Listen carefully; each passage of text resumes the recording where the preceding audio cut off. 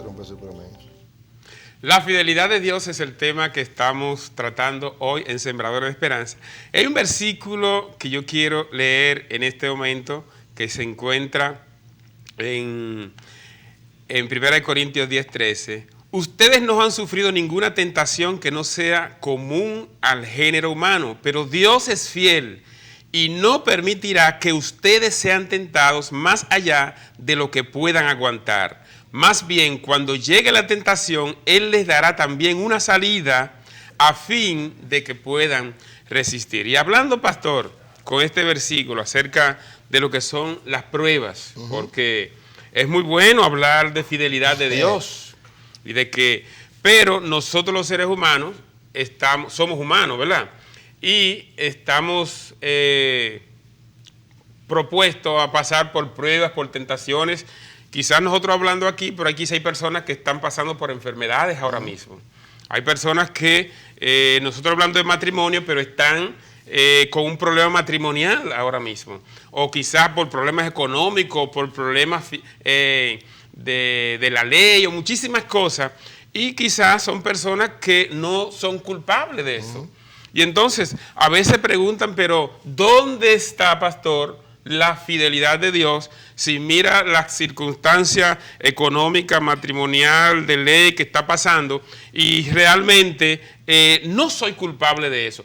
¿Qué tan fiel es Dios para evitar que yo no sea abusado y que no esté pasando algo o pagando algo que no me corresponda? Bueno, es importante destacar, pastor, que los problemas son parte de la vida. O sea, los problemas no son situaciones adversas que le surgen a los infieles, sino que también a los justos o a los fieles también estamos sometidos a situaciones. De hecho, la Biblia una y otra vez enseña que nuestra fe tiene que ser probada, que nuestro carácter tiene que ser probado y que Dios no nos promete propiamente librarnos de las situaciones de la vida, sino acompañarnos en esos procesos. Por lo tanto, aún en las tentaciones que tiene que ver en el pasaje que usted ha leído, dice la Biblia que no nos ha sobrevenido ninguna tentación que no sea humana. Lo primero que yo debo pensar es, cuando me enfrento a una adversidad, es que yo no soy el primero ni el último, que yo no soy el único. Veo que otros han pasado primero que yo por esta situación y luego reflexiono. Si a mí me está ocurriendo, no es porque yo hice algo malo, no es porque Dios no está conmigo, sino que es algo común a cualquiera. Cualquiera se le enferma un muchacho, cualquiera se le va el gas, cualquiera queda desempleado, cualquiera padece una enfermedad. No es algo que pueda verlo como que Dios se apartó de mí y entonces la vida se me vino encima y las adversidades me han arropado. Sino que número uno, lo que me puede estar afectando a mí es común a las demás personas porque es parte de la vida. Número dos, veo la fidelidad de Dios en que Él dice, pero fiel es Dios que no nos dejará ser tentados más allá de lo que podamos resistir. Satanás es el tentador, y ya usted lo denunció de esa manera, el acusador, engañador, tentador, enemigo del ser humano. Pero Dios es el ayudador a través de su Espíritu Santo, el redentor a través de Jesucristo. Y Él está presente en cada situación adversa y nos dice, si lo permito, es para probar tu fe, pero yo creo que tú puedes lograrlo. Digamos que, pastor, que es como un entrenador que asiste a uno que levanta pesas. Entonces, este atleta, mientras mayor pesa pone, pues desarrolla más resistencia, más resistencia. Llegará un punto en que él dirá, no puedo con esta carga, pero su entrenador está ahí para decirle, tú puedes. Pero está ahí con la mano presta para si la pesa le viene encima poder sostenerla. Es un ejemplo que me llega ahora a la mente. Dios está ahí. Quizás tú piensas que no puedes, pero Él te creó, conoce tu capacidad y tú puedes salir adelante. Por lo tanto, no nos enfoquemos en el problema, sino busquemos la provisión de Dios para ayudarnos, número uno, a salir del problema, que es lo que queremos, o número dos, a mantenernos fieles al Señor, a pesar de que en el momento el problema persista. Significa entonces que todos tendremos problemas. Seguro. Pero hay dos tipos de problemas. Hay unos que están en problemas porque se lo han buscado. Que es otra cosa. Que se lo han buscado. Y hay otros que están quizás en el mismo problema, pero esas personas no se han buscado ese problema. Entonces, ¿qué pasa? Cuando habla aquí de esa tentación y esa prueba, porque para nadie es un secreto, y lo vamos a decir de aquí, Dios muchas veces le busca problemas a sus hijos. Sí. No es un secreto, a veces creen que todo viene de Satanás. Todo es Satanás, todo es Satanás. Hay pruebas santas y tentaciones malignas. Exacto. Pero si tú estás actuando de manera correcta delante de Dios, delante de tu familia, y yo quiero leer para darle base a esto lo que dice el Evangelio según San Mateo capítulo 5, versículo 11, que dice: bienaventurados sois cuando por mi causa os vituperen y os persigan y digan toda clase de mal contra vosotros, mintiendo. Y dice el 12: gozaos y alegraos, porque vuestro galardón es grande en los cielos, porque así persiguieron a los profetas y los que fueron antes que vosotros. Es decir, que pueden, sin ustedes hacer nada, pueden hacerle un mal, pueden hacer falso testimonio, incluso le pueden hacer acusaciones y puede estar en la justicia, y aún es posible que hasta lo condenen, siendo de manera injusta. Entonces, una persona que está en la cárcel o que está en la justicia es inocente, pero hay otro al lado que también está padeciendo los mismos problemas suyos, porque usted está yendo a justicia todos los días, pero es culpable. Entonces, aquí es importante que entendamos lo que tiene que ver con las pruebas. Dios nos prueba a nosotros, pero prueba nuestra fidelidad. Y es importante acordarnos de ese episodio grande que todo el mundo conoce, de Job. Job fue un hombre que era justo, pero que sufrió cosas que ningún desgraciado podía sufrir. Así es. Pero fue una prueba. Pero Dios lo probó de esa forma porque Él estaba seguro que Job podía vencer esa prueba. Así es. Entonces, es interesante que Dios es fiel. Y si tú, porque aquí vamos del otro lado, no has cometido ningún mal, no ha afectado a nadie, no le has robado a nadie, no ha mentido, no ha levantado falso testimonio de nadie, pero te están acusando por H o R y tú sabes que es mentira, yo te quiero decir que confíe en la fidelidad de Dios, que siga esperando en Dios y confiando en Él, porque dice la palabra que Él, cuando te da la prueba, también te va a dar la solución y te va a dar la salida. Y de esa prueba tú vas a salir triunfador y vas a salir más fuerte,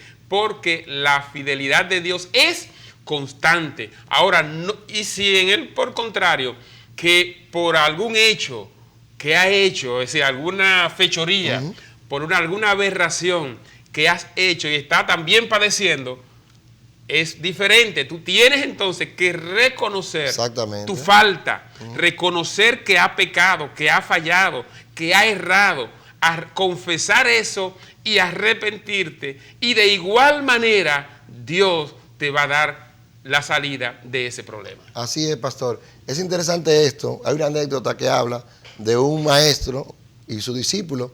El maestro había sido tomado preso y lo habían condenado a muerte. Y el discípulo le dice: wow, maestro, lo único que yo siento es que usted va a morir siendo inocente. El maestro le dice: ¿qué tú querías? ¿Que muriera siendo culpable? Si muere siendo culpable no es una injusticia. El heroísmo está en morir siendo inocente, y Cristo murió siendo inocente, el justo por los injustos, para llevarnos a Dios. Fíjate que era tan improbable en la mente judía que el justo padeciera algo, que los amigos de Job, volviendo al ejemplo de Job que usted puso, ellos asumieron que si Job estaba en esa situación era porque él falló, porque en su mentalidad no había manera de conciliar que alguien que actuara bien recibiera una maldad. Esa misma mentalidad se expresó cuando Jesús sanó a un ciego de nacimiento, que los discípulos le preguntaron: ¿quién nació? ¿Quién pecó? ¿Este o sus padres? Para que él naciera ciego. Y Jesús aclara: ni él ni sus padres, sino que esta enfermedad es para que Dios se glorifique en él. Hay situaciones que Dios la permite, amigo televidente, para poder glorificarse en nuestras vidas, en medio de nuestras debilidades, nosotros poder aprender a confiar y depender del Señor. Y llama tanto la atención una persona que padece siendo inocente, que el ladrón de la derecha, no el ladrón bueno, porque los dos eran dos malhechores. El ladrón de la derecha en la cruz. Fíjate qué interesante esto. Él le reprocha al ladrón de la izquierda: tú y yo estamos aquí justamente porque somos malhechores. Pero esta es la verdad ningún mal ha hecho. De manera que yo infiero que el ladrón de la derecha, parte de lo que le conmovió a ver en Jesús al Mesías, es que él dijo, wow, pero en este hombre algo tiene que estar ocurriendo, porque él está padeciendo injustamente. Algún propósito hay en esta muerte. Y entonces, de alguna manera, no estoy diciendo que eso fue lo que Dios utilizó, pero lo conecto con el tema. De alguna manera, el ladrón de la derecha asumió, si este hombre está padeciendo injustamente, algo Dios tiene con él. Algo Dios está haciendo a través de él, porque es inocente y está padeciendo igual que yo, que soy culpable. Así es. Entonces, mira el consejo que le da Pablo a los tesalonicenses cuando dice, estad siempre gozoso. Ahora, ¿cómo es que nosotros vamos a estar siempre gozosos, no importando cuál sea la circunstancia? Porque normalmente cuando tú entras tu mano en los bolsillos y hay sonido, tú te pones contento. Y más ahora que, por ejemplo, estamos ya en diciembre, la gente está frotándose la mano, porque a muchos les van a dar su doble, ¿verdad? Pero ahí se va a estar gozoso. Pero esa gran cantidad de personas que ahora en diciembre no va a haber ese doble y ni siquiera va a haber un sencillo.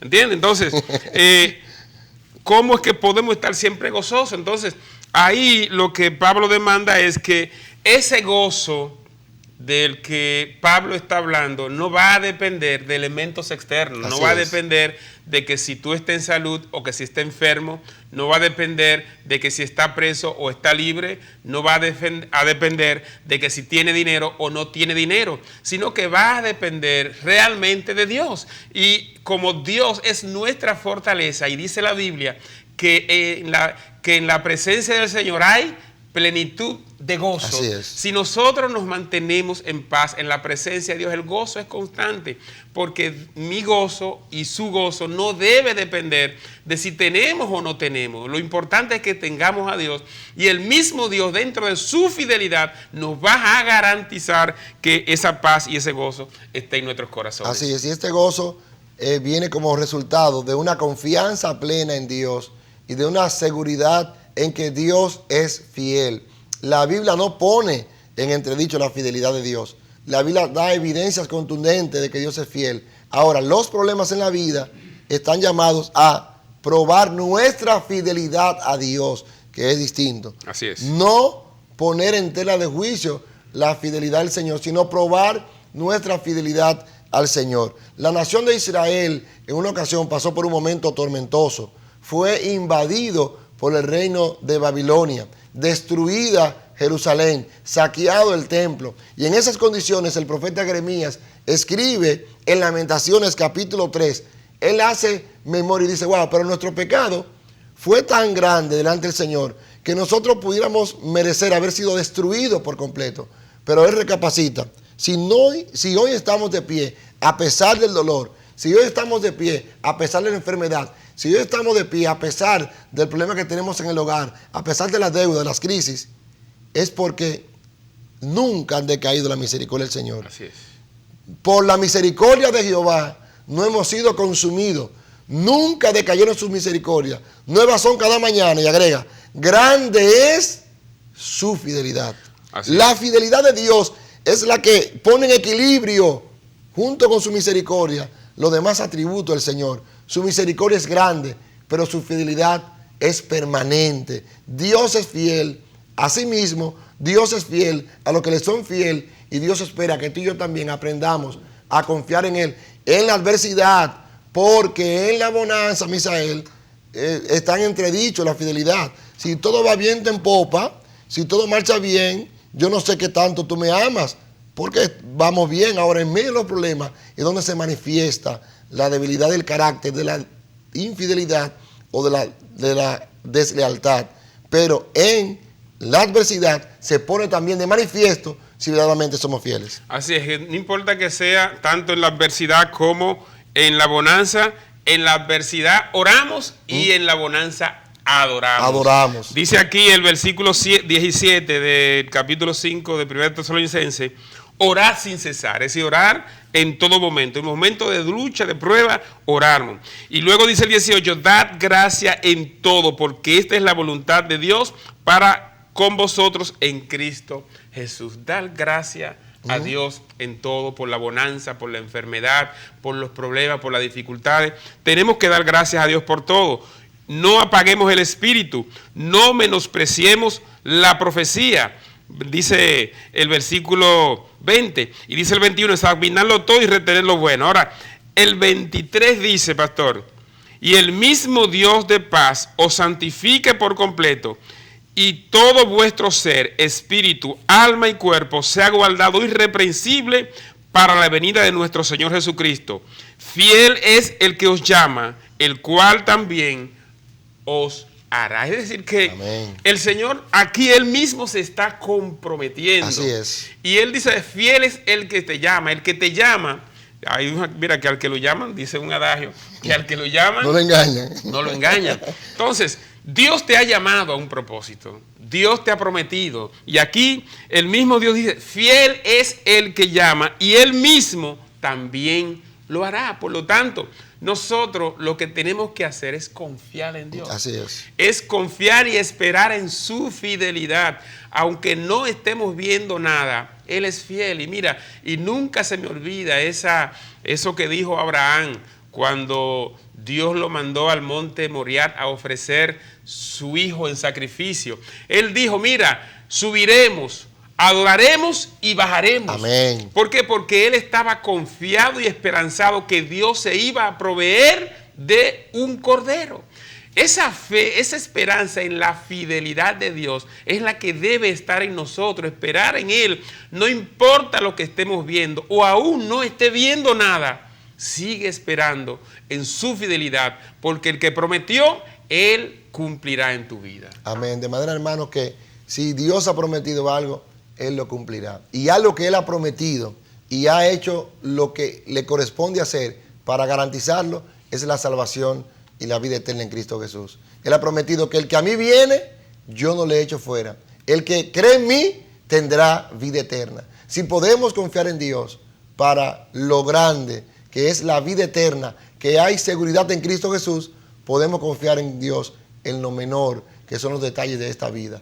Hay fidelidad en Dios para rato. Cree, confía y espera que Él hará a su tiempo lo que te ha prometido. Por lo tanto, yo creo que Dios hizo lo que tenía que hacer, nos corresponde a nosotros hacer lo nuestro. Y lo nuestro es que si todavía no tenemos a Cristo, no tenemos esa esperanza, no tenemos esa fe, esa confianza en Dios, entonces hoy es el mejor momento ya a final de año, el último mes del año, es abrir la puerta de nuestros corazones y decirle al Señor, Señor, ven y entra a mi vida, dame esa esperanza, dame esa fe, dame esa convicción de que tú estás a mi favor y de que todo este malestar, todas estas penurias en que estoy viviendo es por un propósito para grande.